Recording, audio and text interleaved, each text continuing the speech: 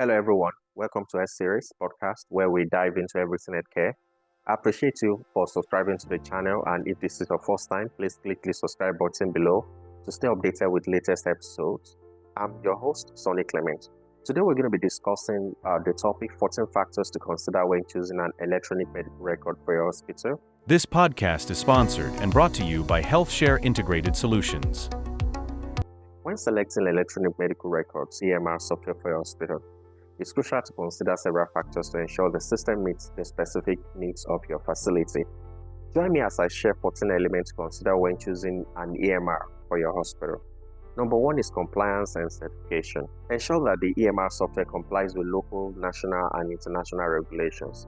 Look for certifications from recognized authorities such as National Information Technology Development Agency, NIDA, that guarantee the software meets required standards for security and functionality. Number two, you must ensure there's interoperability. The EMR should seamlessly integrate with other existing systems in the hospital, such as the laboratory systems, the radiology, the billing, the pharmacy, the laundry, and every other department in the hospital. The ability to exchange data with other healthcare providers is also very key, like the pharmacies, the third-party insurance companies, is very, very important. So operability is very, very important, and that is the second thing you need to look out for. Number three is user friendliness. The interface should be very interactive, should be very friendly, should be intuitive to all users, including doctors, nurses, and administrative staff. The training should not be too cumbersome because you need to consider the training needed to get the staff up to speed, and whether the vendor provides comprehensive training and support is another thing. Number four is customization. The software should allow customization to fit the unique workflow of your hospital. It should ensure the system can grow with your hospital, accommodating more users, departments, and data as the hospital grows. Number five is data security and privacy. The software should have robust security features, including data encryption, multi-factor authentication, and regular security updates. It should also be very important to look out for the data backup and the recovery system. Ensure that there are reliable data backup and recovery options in case of a system failure. Number six is cost. This is very important as well. Consider both the upfront cost, which is the licensing fees that you've got to pay, the hardware requirements, and the ongoing cost, which is usually the subscription, and as well as the maintenance and upgrade support. Return on investment is another key thing you've got to look at. Evaluate how the EMR will improve efficiency in the light of reducing errors and also contribute to better patient outcomes. Number seven is vendor support and reputation. Assess the quality of the vendor's customer support, including availability, response time, and expertise. Because sometimes you might run into issues and the backup team might not be responsive, or the backend team might not be responsive enough. So you got to be able to analyze if the backup team, if they've got a very robust backup team, and that you can get that done by getting testimonies from existing users, reference letters, and also even interact with existing users around the world.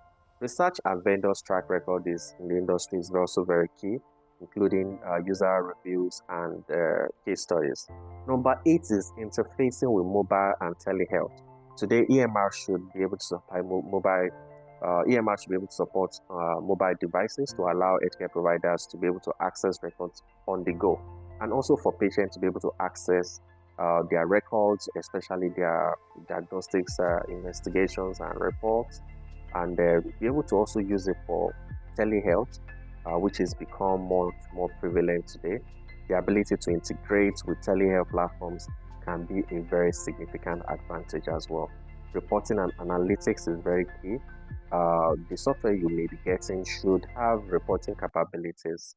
The system should offer robust reporting tools for clinical, financial, and operational data. Advanced analytics features can help in tracking performance of the hospital, identifying trends, and making data-driven decisions. Number 10 is patient portal. Patient portal that allows patients to access their records, book appointments, and communicate with healthcare providers can enhance patient satisfaction and engagement. Number 11 is compliance with international standards. Ensure the software supports international classifications of diseases and ICD coding system. HL7 and FHIR standards is also very important. The software should comply with these standards to ensure effective communication and data exchanges.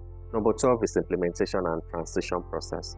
You need to consider the time required for full implementation and transition from existing system to the new system.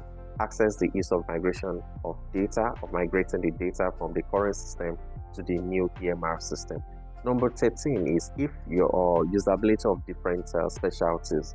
If your hospital offers specialized services, ensure the EMR software caters to the specific needs of those specialties, e.g. pediatrics and oncology. And lastly is 14, regulatory and accreditation standard. Ensure the software aligns with the requirement for hospital accreditation and quality assurance programs. By carefully evaluating these factors, your hospital can select an EMR system that improves operational efficiencies, enhancing patient care and meets regulatory requirements. That's a wrap for today. Thank you for joining us on the Health Series. We hope you found today's episode interesting and both insightful and valuable. You enjoyed. If you have enjoyed the discussion, please remember to subscribe, rate, and leave us a review. It really helps us to reach more listeners like yourself. Don't forget to follow us on Facebook, Instagram, and TikTok for updates to connect with our growing Health Series community. If you have any questions, suggestions for topics or guests you'd like to hear from, feel free to reach out to us. We'd love to hear from you.